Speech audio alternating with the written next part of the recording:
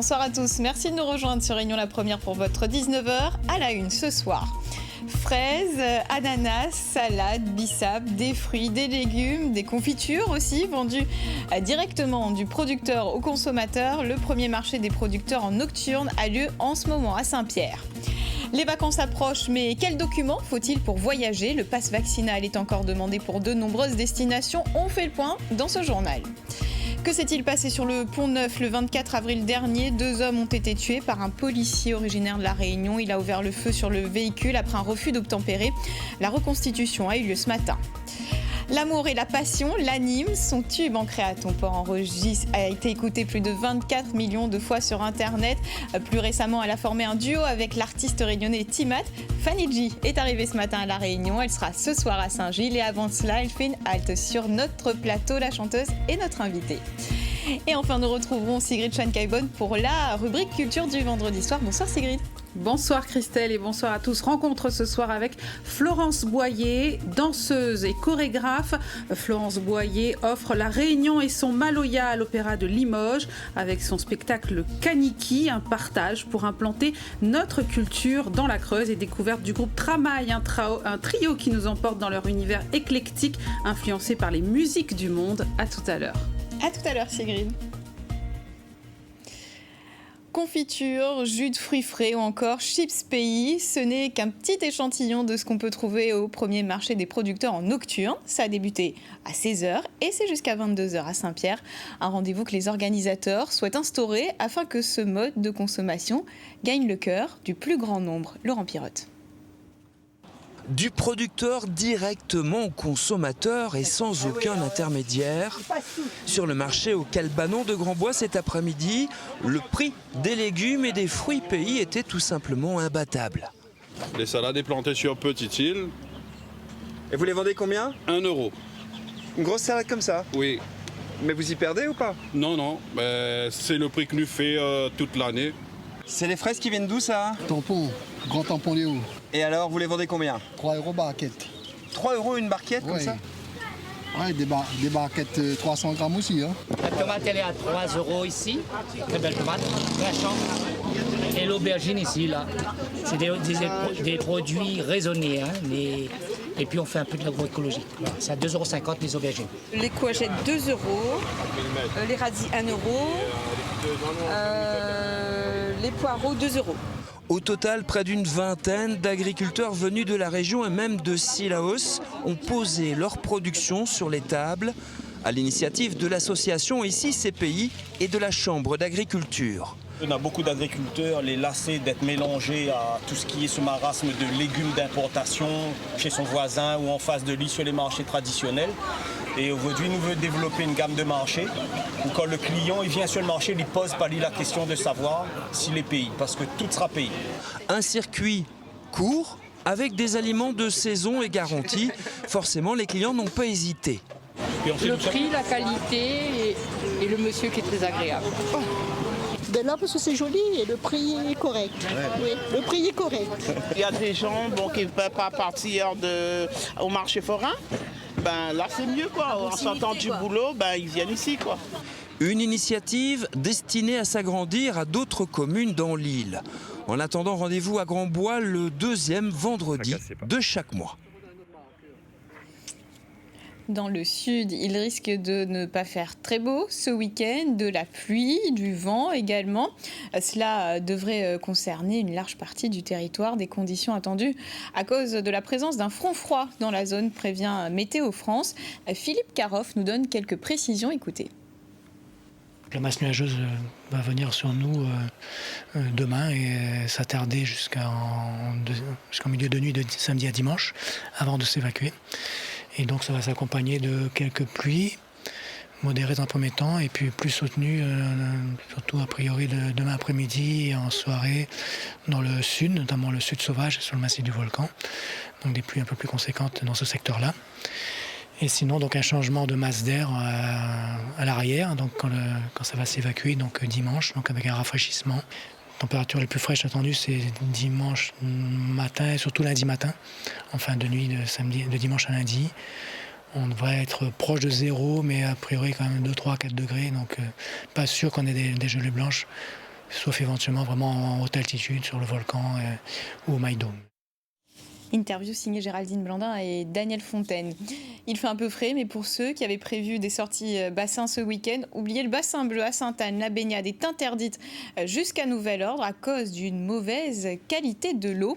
Toutes les informations à ce sujet à retrouver sur notre site internet ou notre application Réunion La Première. Et avec ce temps, il faut bien se couvrir si on ne veut pas tomber malade. La campagne de vaccination contre la grippe est en cours, un virus qu'il ne faut pas négliger. Ce n'est pas parce qu'on n'en parle plus que la grippe a disparu et la vaccination contre la grippe et celle du Covid sont parfaitement compatibles selon les autorités sanitaires. Explication Michel Bertil et Alexandra Pêche. À La Réunion, on se protège du virus de la grippe bien avant l'arrivée de l'hiver austral. La campagne a été lancée au mois d'avril dans l'île et à ce jour, 34 000 personnes ont bénéficié d'une prise en charge de l'assurance maladie. Nouveauté cette saison, la double injection Covid-grippe est possible. Elle est même recommandée par la Haute Autorité de Santé dans le contexte épidémique actuel. Il n'y a aucun problème à se faire vacciner le même jour si vous devez avoir un rappel de vaccination contre la Covid et donc le faire le même jour avec la vaccination antigrippale.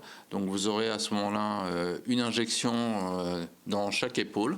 Voilà, donc ça vous fera 2 injections le même jour, c'est absolument sans risque et si vous n'arrivez pas à le faire le même jour, ça ne pose aucun problème non plus. Le vaccin contre le Covid-19 ne protège absolument pas de la grippe et vice-versa, insiste l'Agence régionale de santé. Il s'agit de virus différents, même si certains symptômes paraissent identiques. Dans les formes graves, la Covid va donner les mêmes symptômes que la grippe, puisque ce sont 2 virus qui ont un tropisme pulmonaire, donc ils vont donner des infections pulmonaires sévères qui vont se surinfecter par des infections bactériennes.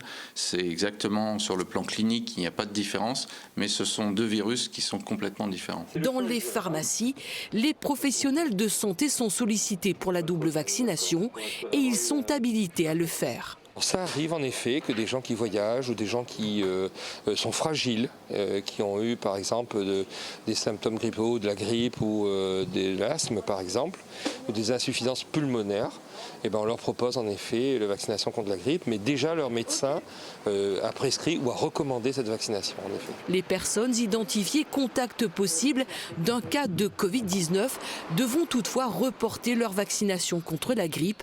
Un test sera nécessaire pour reprendre l'injection. Le pass vaccinal, justement, est-il toujours d'actualité pour voyager ? À quelques semaines des vacances scolaires, quels documents faut-il prévoir ? Les restrictions sanitaires ont été levées, mais le pass reste nécessaire pour de nombreuses destinations. Géraldine Blandin et Daniel Fontaine nous expliquent tout. Quitter la Réunion avec seulement son passeport et son billet relève du passé. Ces 2 documents ne suffisent plus pour prendre l'avion. Même si le motif impérieux est levé, le pass vaccinal est toujours obligatoire pour se rendre sur le territoire français. Entre la Réunion, la métropole et Mayotte, cela surprend les voyageurs. Avec la levée des restrictions, du coup, non, c'était pas forcément renseigné sur le coup. Et c'est en arrivant à l'aéroport qu'on s'est dit mince, faudrait peut-être quand même checker. Et on a eu de la chance parce que le vaccin était suffisant. Il fallait pas de test en plus. Quand j'étais à l'aéroport, il y avait une jeune fille qui n'était pas au courant et on lui avait dit que c'était pas la peine de faire. Et arrivé au moment de l'enregistrement des bagages, on lui a dit qu'il faut le pass. Car certaines compagnies qui desservent l'île ne précisent pas que le pass vaccinal est toujours obligatoire pour et vers la Réunion lors de l'achat du billet. D'autres le rappellent comme French Bee. On a construit une page sur notre site internet qu'on met à jour le plus rapidement possible dès qu'on a les documents officiels des autorités. Donc on invite les passagers à régulièrement, avant leur voyage, bien se préparer, consulter la page. Mais également, on leur envoie des communications par email si nous avons des coordonnées email dans leur dossier de réservation pour qu'ils consultent la page au moment de préparer leur voyage. Si vous n'avez pas votre passe vaccinal, vous pouvez voyager avec un certificat de rétablissement du Covid ou un test PCR ou antigénique négatif. Test désormais impossible à réaliser à l'aéroport. L'ARS a désinstallé la plateforme de dépistage. Donc s'il vous faut un test, prévoyez bien en avance de le faire. Cela évitera que vos bagages partent sans vous en voyage. Et pour ceux qui veulent se rendre en Thaïlande, on vient de l'apprendre, à partir du 1er juillet, les voyageurs internationaux, qu'ils soient vaccinés ou non, n'auront plus à s'enregistrer sur le système ThaïPass pour obtenir un QR code d'entrée dans le pays, mais ils devront encore montrer à leur arrivée leur certificat de vaccination ou passer un test Covid. C'est un sujet de crispation depuis de nombreuses années, le travail le dimanche. Après une première rencontre à la mi-mai, syndicats et patronat se sont retrouvés de nouveau ce matin à la direction du travail pour fixer un calendrier de négociation. Les détails avec Jean-Claude Toyer et Alix Catherine. Il aura fallu 3 heures de discussion entre partenaires sociaux du commerce, juste pour fixer un cadre et un calendrier de négociation. En jeu, les arrêtés préfectoraux de 1966 qui régissent l'ouverture des commerces les dimanches et lundis. Les syndicats de salariés se disent prêts à faire des concessions, mais pas question de remettre en cause le repos de 24 heures. Pour nous, ça va être fermeture dimanche midi, ouverture lundi midi. Ça, la CGTA ne lâchera pas là-dessus. Les syndicats voudraient un accord unique pour les 2 secteurs de l'alimentaire et du non-alimentaire, mais le MEDEF n'est pas du même avis. Chaque chose en son temps. D'abord, effectivement, l'alimentaire, puisque c'est le secteur sur lequel aujourd'hui participent les gens de la FCD. Et puis, le non-alimentaire, on l'attaque ensuite dans la foulée. Si on cherche, en fait, aujourd'hui, à traiter l'ensemble des sujets simultanément, on va complexifier les sujets. Or, tout sujet complexe doit d'abord et avant tout se décomposer en sujets simples et en problèmes simples de manière à trouver des solutions. Quoi qu'il en soit, on ne s'achemine plus aujourd'hui vers une abrogation des arrêtés de 66, comme le demandait le patronat, mais plutôt vers un dépoussiérage de ces textes. Il ne faut pas oublier que les arrêtés de 66, ça date maintenant d'un certain nombre de temps. Donc voilà, il faut que chaque partie maintenant se réapproprie le sujet au vu du contexte d'aujourd'hui et des contraintes et des enjeux d'aujourd'hui. Les négociations débuteront le 1er juillet prochain. Elles promettent d'être longues et difficiles. C'est un organisme qui emploie près de 600 personnes et compte 2000 bénéficiaires. Les salariés de Corbeil d'Or ont débrayé ce matin devant le siège social au port. L'entreprise œuvre dans le secteur de l'aide à la personne. Elle était en redressement judiciaire depuis 2017. Les salariés ont manifesté leur désaccord sur la gestion et la direction de l'entreprise. Marie-Ange Frassati.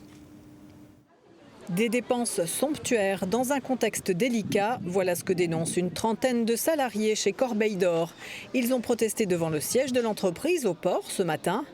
Ils reprochent un manque de transparence et de communication à l'administratrice provisoire, nommée par le tribunal de commerce. Une administratrice qui vient de commander un audit à un cabinet parisien et de recruter un manager de transition issu de ce cabinet.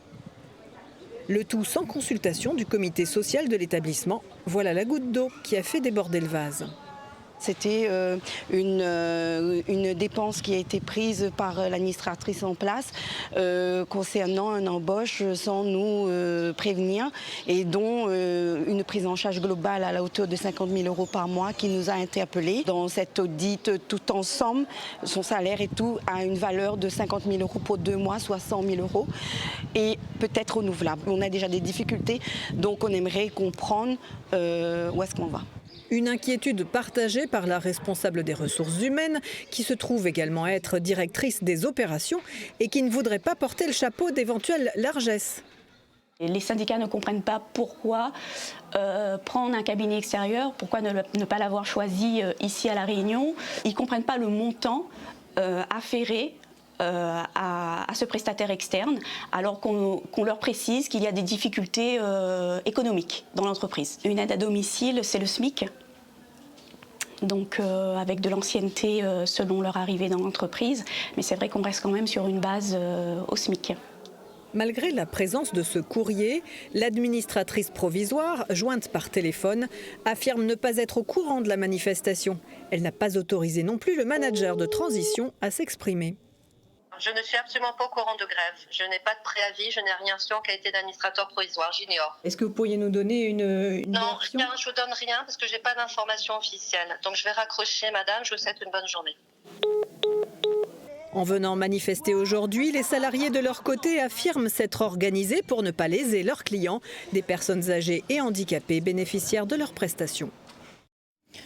Les négociations, elles sont toujours en cours entre les planteurs et les industriels pour la future convention Cannes. Dans les champs, le désherbage, lui, pèse beaucoup plus qu'on ne le croit dans la balance. Des techniques ont été présentées hier à l'étang Salé. Le reportage d'Olivier Murat et Loïs Mussard. Les mauvaises herbes ont un impact négatif sur le rendement d'un champ de canne. C'est jusqu'à 30% de perte en productivité pour le planteur. Le désherbage joue donc un rôle capital pour les agriculteurs. Une des méthodes pour se débarrasser de ces espèces nuisibles est l'utilisation d'herbicides chimiques. Encore faut-il connaître les bonnes pratiques.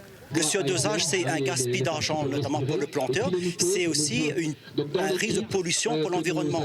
Parce que lorsqu'un produit a été déterminé efficace à un dosage donné, ce n'est pas nécessaire de mettre davantage. On met la bonne quantité et on protège l'environnement. Ces ateliers menés par ces professionnels servent de piqûre de rappel. Ces planteurs de canne sont de plus en plus sensibles à la préservation de l'environnement, mais aussi à leur propre protection. Moi, ce que je vois, c'est que les agriculteurs, au niveau sécurité pour la santé, ils commencent à bien prendre ça en compte. Je vois plus de masques, plus de gants, plus de bottes quand ils appliquent les produits. Oui, je vois de plus en plus. L'autre méthode de désherbage est manuelle ou mécanique. Côté mécanique, les constructeurs ont mis au point des machines spécialement conçues et adaptées. Comme ce mini-tracteur dernier cri, un vrai petit bijou pour arracher les mauvaises herbes. Ce serait peut-être une très bonne solution pour les agriculteurs, mais le plus gros problème, c'est son coût. 35 000 euros 35 000 euros, c'est pas à la portée de tous les petits agriculteurs, surtout comme moi. Comment vous faites, vous? Nous, on désherbe manuellement, un petit peu de désherbage, comme tout le monde, surtout à la débroussailleuse. Et du coup, ce tracteur, son coût, ça pourrait être une solution aussi face au manque de main-d'œuvre? Pour certains agriculteurs, oui, mais pas pour nous. Nous, on ne pourra pas arriver au stade de cette machine-là. On ne pourra pas l'acheter. Des outils intéressants, mais ces solutions s'avèrent coûteuses. En cette période d'incertitude autour des négociations de la future convention Cannes, de tels investissements ne pourront être envisagés, selon certains planteurs, qu'une fois le ciel dégagé au-dessus de la filière. Et en bref, la nouvelle secrétaire générale pour les affaires régionales de la Réunion auprès du préfet vient d'être nommée. Il s'agit de Nathalie Infante. Elle prendra ses fonctions de SGAR de la Réunion le 1er juillet prochain. À Paris, que s'est-il vraiment passé sur le Pont-Neuf où 2 hommes ont été tués par un policier d'origine réunionnaise? Il affirme que le véhicule a foncé au moment du contrôle. L'affaire avait suscité une vive polémique. Eh bien, une reconstitution a eu lieu aujourd'hui. Pour comprendre, retour sur les faits avec Benjamin Delombre. Casquette orange et blanche sur la tête, gilet pare-balles et cagoule cachant une bonne partie de son visage, le jeune policier de 24 ans, auteur des tirs mortels, est au centre de toutes les attentions. Comme ce soir du 24 avril dernier, il épaule son arme. Près de lui, un enquêteur semble prendre des mesures. À quelques pas, un véhicule noir semblable à celui impliqué lors des faits. La mise en situation a eu lieu ce matin sur le Pont-Neuf, en plein cœur de la capitale, là où a eu lieu la fusillade. Son but, aider les enquêteurs à répondre à cette question. Le jeune policier qui, lors d'un contrôle, a tué 2 des passagers de cette voiture et en a blessé un 3e, a-t-il agi en position de légitime défense? Le soir des faits, des témoins disent avoir entendu plusieurs détonations. On a entendu 2 coups de feu et après on a entendu 4. On a entendu, franchement je pourrais pas dire si c'est 6 ou 7. Le fonctionnaire aurait en réalité ouvert le feu à 10 reprises. Selon des éléments d'enquête révélés cette semaine par Libération et Mediapart, il aurait tiré 5 balles d'abord dans le pare-brise, puis 5 autres sur le côté et sur l'arrière du véhicule. Ce sont ces derniers tirs qui auraient été mortels. L'auteur des coups de feu indique avoir réagi par réflexe et par peur, affirmant avoir tiré alors que la voiture avait déjà commencé à prendre la fuite. Un déroulement des faits en partie contesté par des témoins. Le policier impliqué a été mis en examen pour homicide volontaire. Il a néanmoins été laissé libre. C'est aujourd'hui le dernier jour avant le vote du second tour des législatives de dimanche. La campagne s'arrête ce soir à minuit. Et ce matin, Elisabeth Borne s'est rendue dans le Calvados où elle est candidate et elle a bouleversé son programme pour se rendre au chevet des soignants et des personnes fragiles. Un second tour marqué aussi par la canicule dans l'Hexagone. Alexandre Perroux. À 2 jours du second tour, fin de campagne suffocante pour la Première ministre et celui qui rêve de lui succéder. Et ce dernier jour a commencé tôt pour Elisabeth Borne. Visite d'une résidence senior en ce jour de canicule. Il faut boire beaucoup là. Il faut vous hydrater. Il commence déjà à faire chaud dehors. Mais les législatives ne sont pas loin.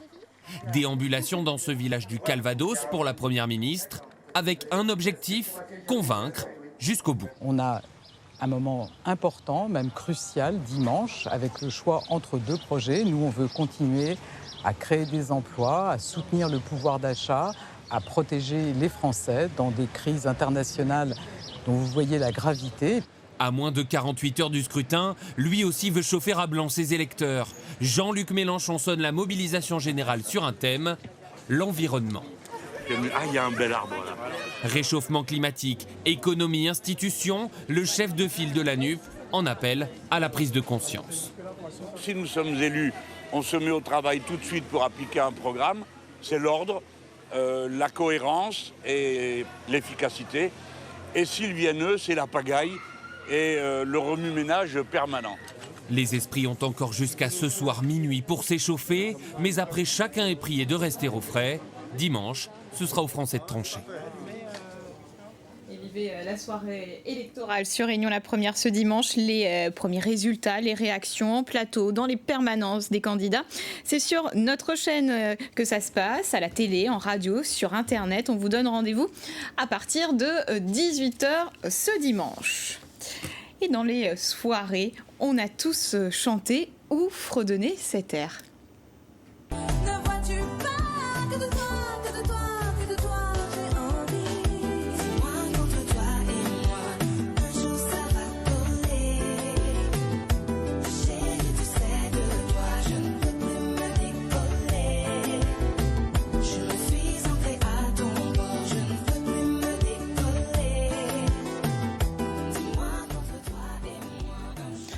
Ancrée à ton port de Fanny G, la chanteuse guyanaise, est à La Réunion. Elle est avec nous ce soir. Bonsoir. Bonsoir.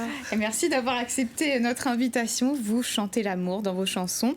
Et avec les Réunionnais, est-ce qu'on peut dire que c'est une histoire d'amour ? C'est une grande histoire d'amour. Je crois que je suis venue la première fois à La Réunion dès la sortie de mon album, donc 2007. Ça fait 15 ans déjà.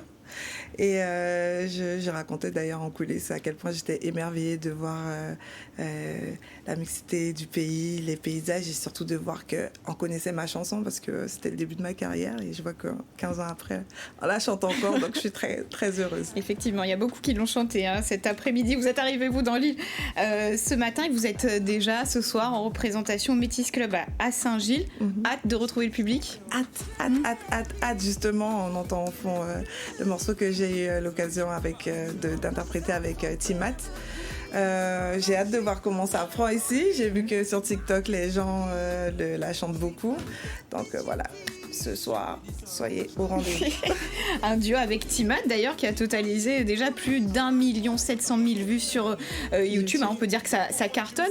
Alors racontez-nous un petit peu alors l'histoire de cette collaboration. Alors, est-ce que je dois être honnête ? Ah oui.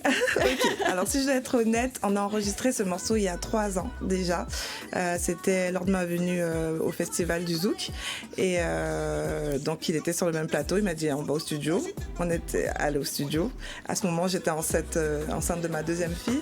Et du coup, on a laissé ça un peu dans les tiroirs et c'est sorti comme ça. En fait, ça a fuité et finalement, on est heureux que ça ait fuité.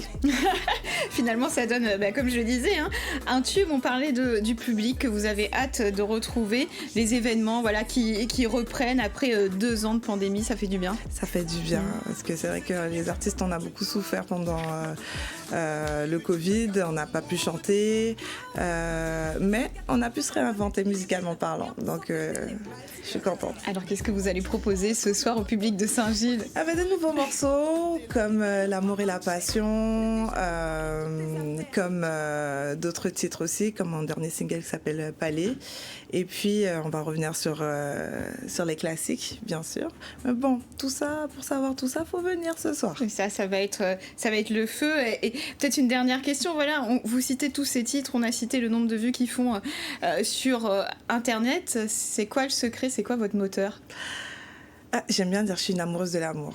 Et j'aime énormément partager avec mon public. Je crois que c'est ça, le rôle principal d'un artiste, c'est de pouvoir retranscrire fidèlement les émotions de chacun.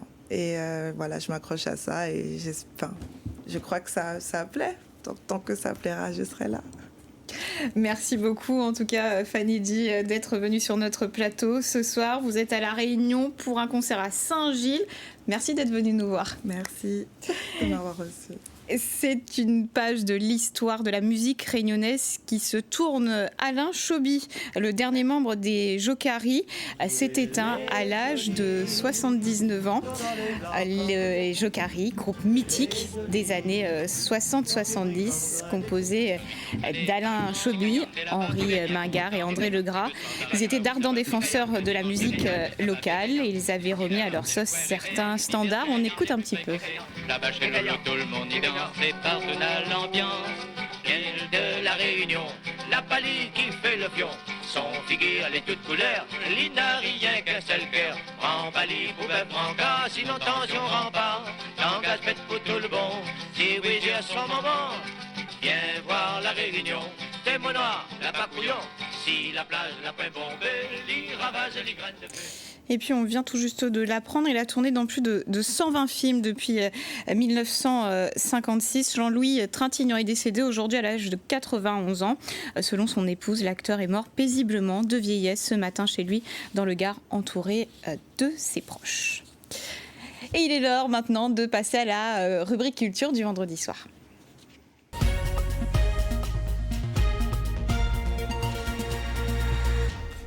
Bonsoir Sigrid. Bonsoir Christelle et bonsoir à tous. Ce soir Sigrid, vous nous emmenez virevolter entre nos racines réunionnaises et le déplacement des enfants dits de la Creuse. Eh oui, c'est un pan de notre histoire qui est abordé au travers de la danse pour reconstruire et sortir de notre état de victime. Le spectacle Kaniki de la chorégraphe Florence Boyer trouve une autre vie à Limoges. Dans cette démarche, elle souhaite implanter notre Maloya là où des Réunionnais ont été déplacés. Alors comment notre danse traditionnelle s'exprime dans les corps? Comment elle touche les autres? C'est un véritable travail de fond. Voyez cette rencontre réalisée avec Thierry Chenaillé et Frédéric Testa. Florence Boyer, je suis chorégraphe, danseuse, chercheuse en anthropologie. J'ai mené ce travail de recherche sur la danse Maloya aux côtés de Marie-Marthe Vazaline, dit Madame Baba, et des détenteurs de la tradition Maloya.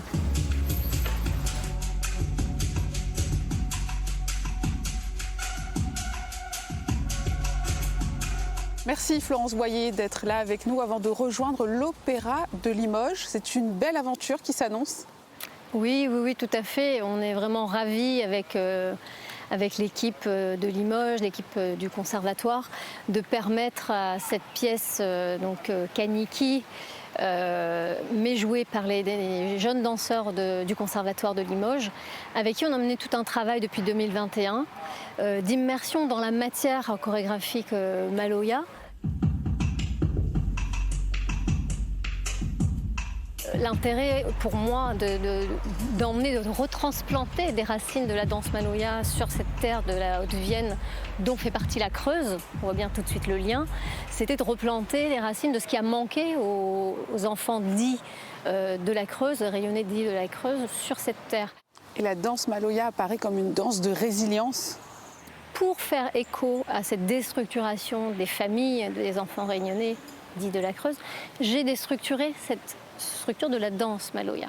Et je les ai remises dans le corps de danseurs qui ne connaissent pas l'expérience pour laisser voir est-ce qu'une danse Maloya réémergerait et comment elle réémerge, cette danse de résilience. Ce n'est pas une résilience on oublie, on laisse derrière. Non, c'est comment on fait avec l'existant, avec notre passé, comment on se reconstruit avec ça.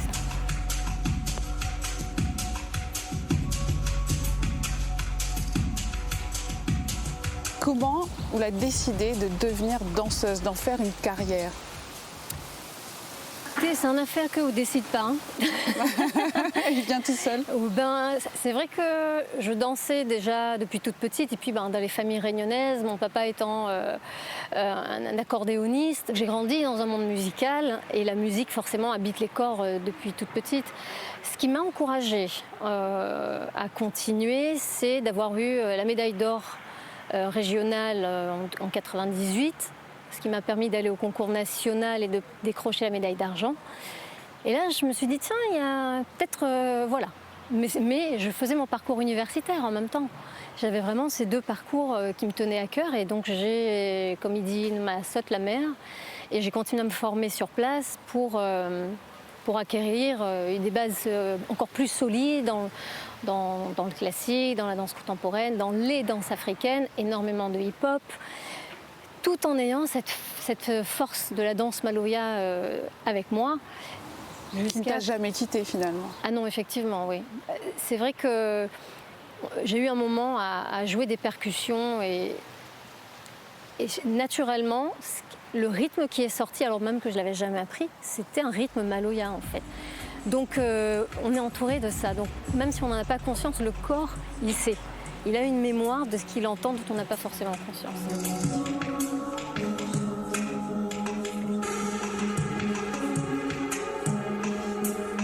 Ton énergie ne s'arrête jamais, c'est un rythme effréné, c'est l'impression qu'on a. D'où elle te vient, cette belle énergie? Ce que l'on fait nous habite. Et comme la manière dont c'est retranscrit, la manière dont ça transpire, que ça déborde de moi, c'est ça qui me fait continuer en fait. Parce qu'effectivement, je me dis que si à travers la danse, comme j'ai pu l'amener autant sur les scènes nationales, internationales, que dans le domaine anthropologique de la recherche scientifique, si ça peut contribuer à faire dire aux Réunionnais qui ont besoin parfois de se dire mais est-ce que ma culture a de la valeur? Si à l'intérieur de ça, ils se reconnaissent et ils se disent oui, ça m'appartient et à la fois ça touche le monde, ça touche les autres. Alors là, j'aurais gagné, effectivement. Je pense, oui. Nous avons de la valeur. Merci Florence Boyer. Avec plaisir, merci Sigrid.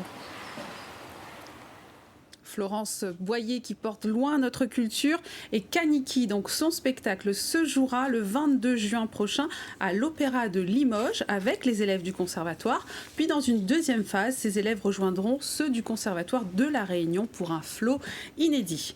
Et puis Christelle, j'en profite pour saluer toutes les écoles de danse qui en ce mois de juin présentent leur spectacle de fin d'année. Les élèves de 3 ans et plus délivrent un travail d'une année, illustration avec les danseurs et danseuse de Nili Haro. Alors si vous en avez l'occasion, n'hésitez pas à aller applaudir toutes ces écoles de danse qui se produisent en ce moment. On n'hésitera pas, on enchaîne Sigrid sur la découverte d'un groupe de Saint-Pierre, Tramaï.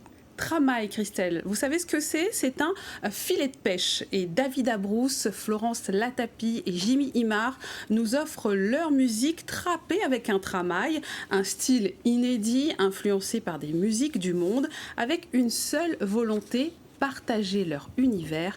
Nous sommes allés les voir à la Ligne Paradis.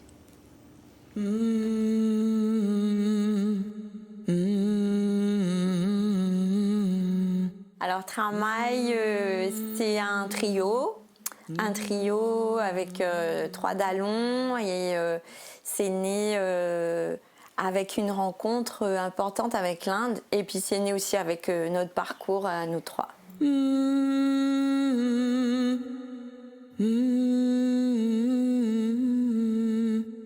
Nous inspire à nous sans limite, en fin de compte, de ce que nous aimons. Tandis que Kadelawai, ça, comme il était maman, papa, tout le temps, te dit ça, chaque fois que tu dis, parce que papa t'a chanté à balle avant, et chaque fois que tu fais une petite soirée en famille, tu te dis, bon, bien, chanter. Et tu dis, ouais, tandis que Kadelawai, quand il avait un travail pour faire, des fois un travail, il dit, maman, il y a tandis que Kadelawai, chaque question, il te dit ça, mais il dit, à cause, tandis que Kadelawai, il dit, non, maman, il ne faut pas presser de la vie, chaque chose a son temps, comment, quand il arrive tout. Après, il dit, chacun dans chaque ville, chacun te met un petit suite de son style, là, comment, tandis que, mais il y a tandis que Kadelawai. Donc ça veut dire, faut le pas, chacun de son tour, et presse pas, doucement. 5e matin, la fine sonnée. Fifine la fine levée. Il est encore bonne heure. Il fait cool café. Nettoie la case, balaye la cour. Le petit Fifi, l'aîné, n'a, je pense, 15 ans, 20 ans. Et l'idée, c'était que maman, il mette à elle à la place de mes grands-mères et mes arrière-grand-mères et lui cause comme Bana, en fait, de notre vie de femmes, de notre vie quotidienne. L'idée, c'était aussi de faire le lien entre aujourd'hui, comment nous femmes, finalement, on n'a pas trop changé, nous, on est toujours esclaves de quelque chose, en fait. Et finalement, on a un lien très fort entre toutes ces générations. Et malgré tout, malgré les difficultés de la condition féminine, il y a un lien fort. Et moi, c'est une façon de remercier aussi mes grands-mères. En fait, nous l'avons lancé vraiment officiellement, le groupe, juste avant le Covid. Donc, il y a eu beaucoup d'annulations et tout. Beaucoup de monde que nous connaissons, l'a pas encore vu à nous. Il commence tout doucement. Donc, exister dans les conditions d'aujourd'hui, en tant que groupe et artiste, quoi, c'est un peu l'étape à venir. Voilà.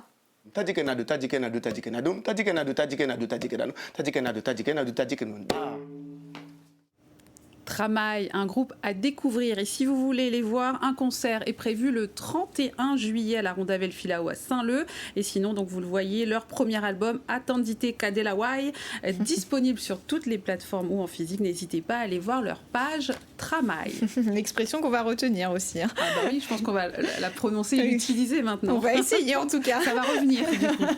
On termine, Sigrid, par votre coup de cœur. Coup de cœur, Christelle, pour une musique solidaire avec l'association Couleur Locker qui œuvre pour les sans-abri. Sam Éveil et Giggs ont sorti le titre Dansomain.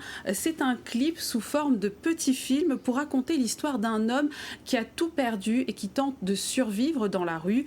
Je vous laisse découvrir un extrait. Oh mais regarde-moi ça. Alors Peignan, on dort encore? Il faudrait peut-être se lever un jour, non?